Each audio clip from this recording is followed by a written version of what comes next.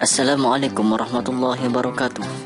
Respirasi aerob terjadi di dalam organel mitokondria dan sebagian yang lain terjadi di sitoplasma.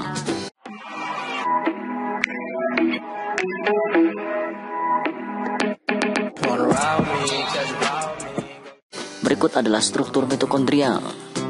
Terdapat membran rangkap yang melapisi mitokondria, yaitu membran luar dan membran dalam. Di antara kedua membran tersebut terdapat ruang antar membran.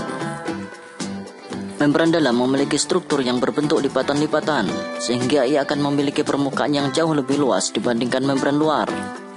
Lipatan-lipatan membran dalam yang menonjol ke arah dalam disebut dengan krista.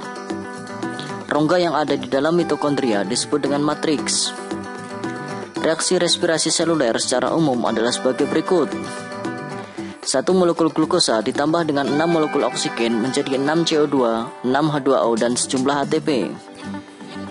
Respirasi seluler memiliki 4 tahapan utama, yaitu glikolisis, dekarboksilasi oksidatif, Dow-Krebs, dan sistem transport elektron. Berikut adalah gambaran umum jalur respirasi seluler. Dimulai dari tahap glikolisis, tahap ini terjadi di sitoplasma. Setiap molekul glukosa dipecah menjadi 2 molekul pirufat. Tahap glikolisis membutuhkan 2 ATP, menghasilkan 4 ATP dan 2 NADH. Karena glikolisis membutuhkan 2 ATP dan kemudian menghasilkan 4 ATP, maka ATP bersih yang dihasilkan dari glikolisis adalah 2 ATP. Selanjutnya 2 pirufat akan dibawa masuk ke mitokondria dengan cara transport aktif. Setelah berada di matriks mitokondria, terjadi tahap dekarboksilasi oksidatif. Tahap ini merubah 2 pirufat menjadi 2 asetil-CoA dan menghasilkan 2 NADH. Selanjutnya asetil-CoA memasuki siklus asam sitrat.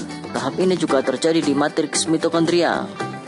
Pada siklus ini dihasilkan 2 ATP, juga 6 NADH dan 2 FADH2. Selanjutnya memasuki tahap terakhir, yaitu fosforilasi oksidatif yang berlangsung di krista mitokondria. Fosforilasi oksidatif merubah 1 NADH menjadi 3 ATP dan 1 FADH2 menjadi 2 ATP. Sehingga ATP yang dihasilkan dari 10 NADH dan 2 FADH2 adalah maksimal 34 ATP. Dengan rincian 10 NADH berasal dari glikolisis 2 NADH, dekarboksilasi oksidatif 2 NADH, dan siklus asam sitrat 6 NADH. Sedangkan 2 FADH2 berasal dari siklus asam sitrat saja. Jadi total ATP yang dihasilkan dari 1 molekul glukosa adalah maksimal 38 ATP. Dikatakan maksimal karena ATP yang dihasilkan bisa kurang dari 38 ATP. Hal ini disebabkan karena 3 faktor. Yang pertama, 1 molekul NADH sebenarnya menghasilkan ATP tidak utuh 3 ATP, melainkan 2,5 sampai dengan 3,3 ATP. Namun untuk mempermudah perhitungan akhirnya dibulatkan menjadi 3 ATP.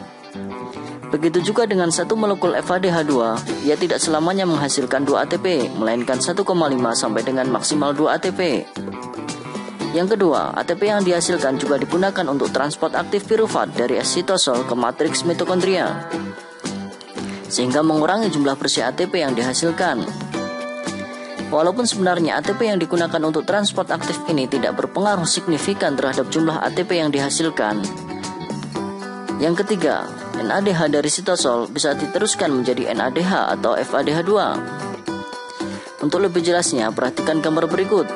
NADH yang dimaksud ini adalah NADH yang dihasilkan dari glikolisis, yang berlangsungnya memang di sitoplasma.